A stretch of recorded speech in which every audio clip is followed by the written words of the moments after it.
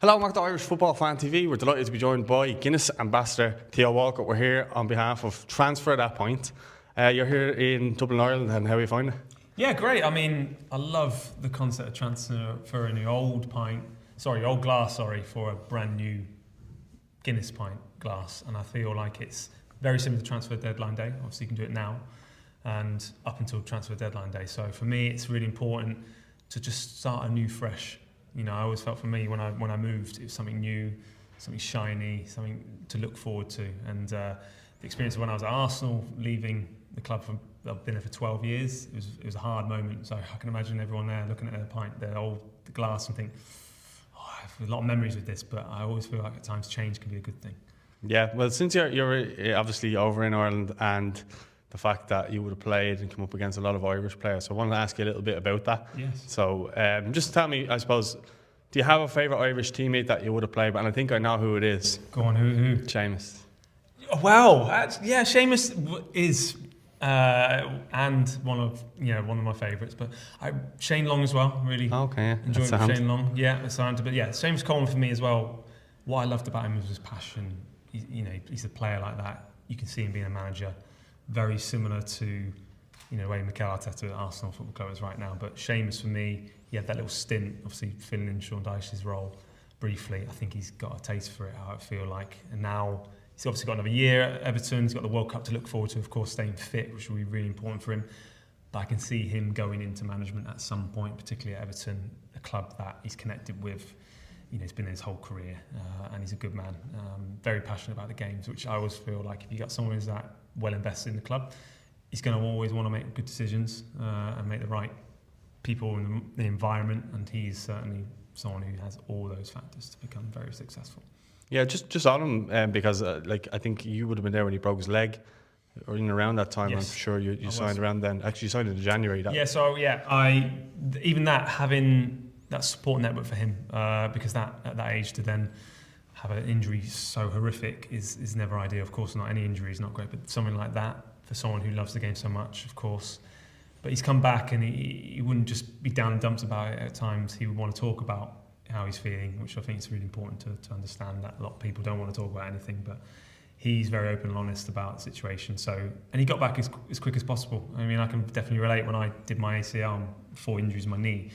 You can at times just want to be on your own and feel like you're quite weak at times and feel very vulnerable. But I think it's important to have your teammates around you. And Seamus definitely was one that needed those people around him. But he's a very strong man. You mentioned Shane Long. Obviously, he's well renowned here, and he's hero status for his goal against Germany. Yeah. But just in terms of what was he like, being his teammate and stuff like that. Seems like a great lad. Exactly that, a great lad. He gets the best out of everyone. He really lights up the environment.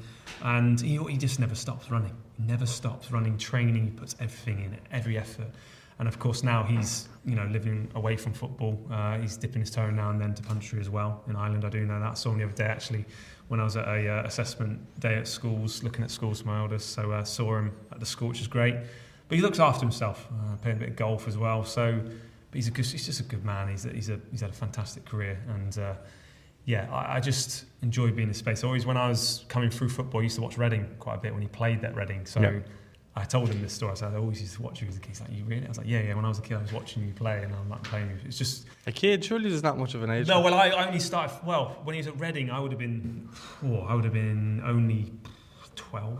Okay, well, so not long later, you were in that position. And then I was in that position. So he was good at Reading as well.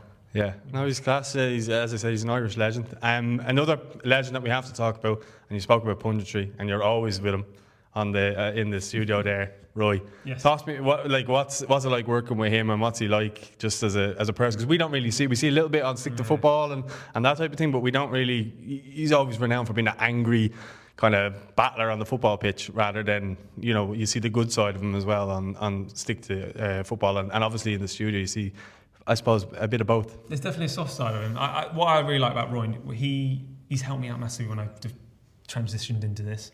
And the key messages he said to me, which I like to keep to myself, but it was really important for him to understand the role of, where you're going to go with it, really. And he is like that. He is at times a very fun, bubbly character away from the cameras as well as on them. I think you just have a really good time. He really does relax the environment, even though it might not seem it at times, but he really does. And he's so insightful. And his career he's had, people listen. And as well, he's developing with the game as well, but like he's got his key messages that he always relates to. And I think that's the player he was. He always likes to literally say it how it is at times, which I kind of respect, to be fair, to some extent. But yeah, we've had some nice moments. Yeah, it's been really good. I've seen him. I think you were talking about Mikel Arteta or something like that, or was it Patrick Vieira? Actually, you were in the studio, yes, and you were saying you were scared beside him. Yeah. So what was that actual interaction like, being in the moment with the two of them, kind of there? Because we knew before, obviously Patrick was coming on, and I was chatting to Roy, just saying, "Look, you two all right? Or like, what's going on here, you two?" It's like an in-house joke, really. Of course they're fine. But there's moments when they're so passionate about the game. It's going back to Seamus, so passionate. They want to win. They're the winners. He won everything. You know, that's the player he was. Vieira, same thing. They clashed. Of course they did. They clashed because they knew that they needed that to become the players they are, I feel, at times. You need these little moments in your careers that develop you into the person you are.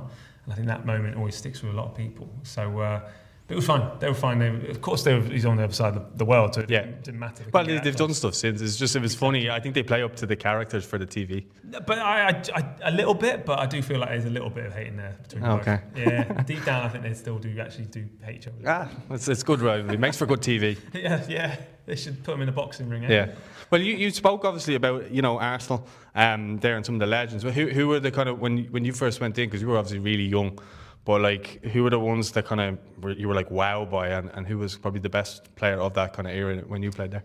I mean, I walked into the first day, walking in, the first person to see was my hero, Theo Walcott.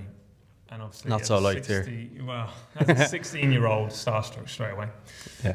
Obviously, my mind and everything's developing very differently at that age when I'm walking to an environment of men. And then Perez and Lundberg and Reyes, God bless him. And, Jens Lehmann, some big characters and Invincibles in there as well. But Ashley Cole and Sol Campbell were the main two that really took me in the wind, looked after me. Gail Clichy, he was my driver, designated driver actually. Okay. So he always used to pick me up, so I really did bond with him. But my bond with him was just also to pick his brain because he's a left back, and I always felt like I needed to ask certain questions about left backs, and and I trained against him a lot.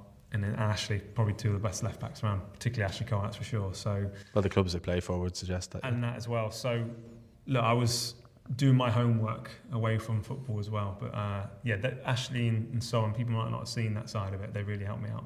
They really did. And then just you spoke obviously about your time at Everton, but you would have played with Wayne Rooney there. I just kind of want to get your thoughts on him, because you were a Wonder kid, obviously he was as well, and you're kind of similar eras. But how good of a player was he? I remember that. Were you playing that game against West Ham where he scored the hat trick, and the last one was the? Goodness me, was it from the halfway line? Yeah. It was just before. I mean, the amount of goals he scored. So yeah, amount of goals he scored. I mean, he was just. It didn't matter. If it was training, he would go all in, and if he hurt you, he hurt you. It didn't matter. But he just had that aura, that presence, that hunger, desire every day. No matter what he did, it could be darts, it could be snooker, anything. I remember going to the World Cup and he broke a snooker cue. Pool cue against John Terry. I remember when he lost. I mean, he's that passionate about any sport. You broke it against him. No, he didn't do that. I mean, I ran away straight away, but he just broke it like this and. In front of him, sorry. In front of him, yeah. He's just disappointed if he doesn't win anything, and that just shows. Obviously, Amanda's career is going at a different way at this moment in time. I'm sure he'll be back at some point. I always feel like it's always going to be hard the first few. Of course it is, but he'll grow into that position at some point. But as a player, like I think people actually forget how good Wayne Rooney was. Some of the goals he scored. Not just that, his presence on the field. He got the best out of everyone because he was so hungry and always eager to improve. And that goal obviously always stands out against Arsenal, David Seaman, wasn't it, when he was 16. And the people forget about how young he was when he came through. Myself, talk about young players now, they're mid-20s sometimes. Himself and me, we had 8 years experience until we had that age, and still classed as old players. So it's a different game, but they don't make him like Wayne Rooney anymore. You will not see a player like him. Probably one of the best players I've ever seen in the Prem. Yeah, I think he's actually unfortunate that because Ronaldo's still playing, that it makes Rooney probably look less kind of lively. You know what I mean? Well, I don't know. I feel like he's less appreciated because Ronaldo's still playing. I think potentially, yeah, but you could say that with a lot of players that have finished. Gareth Bale's, Mesut Ozil's, all these players in Hazard. Some players that have finished, myself finished at a different age, but because he started so young, you think about, he started so young. Yes, Ronaldo is different. He's just has that mentality of he'll be in before people are woken up. That's how mad he was and how dedicated he was. And to reach, of course, Wayne to reach the top, but there's another level. And Ronaldo, Messi were those. They're those candidates that don't obviously make those two anymore. Yeah, we just struggled to get anyone kind of on their level. Yeah. But just quickly, last two, Everton, Goodison Park last year. Do you feel, will you get a chance to go back to Goodison before the season ends? I'm actually an Everton fan, by the way. Yeah, so. I mean, I'd have to look at the schedule and see, but I'd love to, of course. It would be, lovely to just to feel that last moments. But of course, I've got something to really look forward to as well. But having inside experience of moving stadiums, I didn't play at Highbury, but it was on the bench quite a few times. The Champions League run into the final, and that was some stadium in Highbury, and it took time in the Emirates. And again, they have to have patience. But of course, Everton fans, they don't really want to be patient, I suppose, at times. Yeah. And I understand that, very passionate about their club. But they've got things to look forward to. I think as well, David Moyes, having him at the club, it just fits. Yeah. It really does. And then we're talking about Seamus, who could eventually, maybe in time with Bainesy, they obviously had that stint, could take over. But yeah, I would like to try and get back there if I can, if time lets me. But because it would be a great moment to experience that last moment. Yeah, and just on Arsenal, you spoke about Everton fans being a bit impatient. I suppose under Arsenal, I think everyone expected maybe to go a little bit further this year and maybe challenge Liverpool a bit more. It just hasn't happened that way. What are your thoughts kind of on Arsenal and how could they improve, or can they buy someone within the January transfer window? I think people were just thinking they weren't challenging Liverpool. That was the thing. They're thinking City, and now City obviously dropped. They are slowly starting to get back to levels where we all expect them to be. But they're going to need that number 9 if they're going to want to win the league. I think they'll find it just short. I really do. I just feel Liverpool, they just outscore people. Yeah, they concede, but they just outscore a lot of people. Obviously, Arsenal don't concede as many. Set pieces is always a key, passion of what they develop at Arsenal. But I just feel like they need to get that player that will just do something different away from what the manager's asking at times within reason, because they're the players that will win you something. You look at past history with teams, Arsenal teams, all had that. They've had that number 9. Obviously, had that Aubameyang. There was obviously a clash, whatever was going on there, but he still won the FA Cup for them. He did moments where, no disrespect to Havertz, he won't be able to do, but he does other things very well. But it's obviously been Ollie Watkins, number 14 shirts available. He's an Arsenal fan. It fits. It fitted me quite nicely, so I'm sure. You wouldn't mind them taking it? Oh, I think this will be the only chance to get to come to Arsenal. I don't think it will happen this summer. This is the thing. So that's the key, and he's got to say to himself, because he's a good man, he's a very good professional.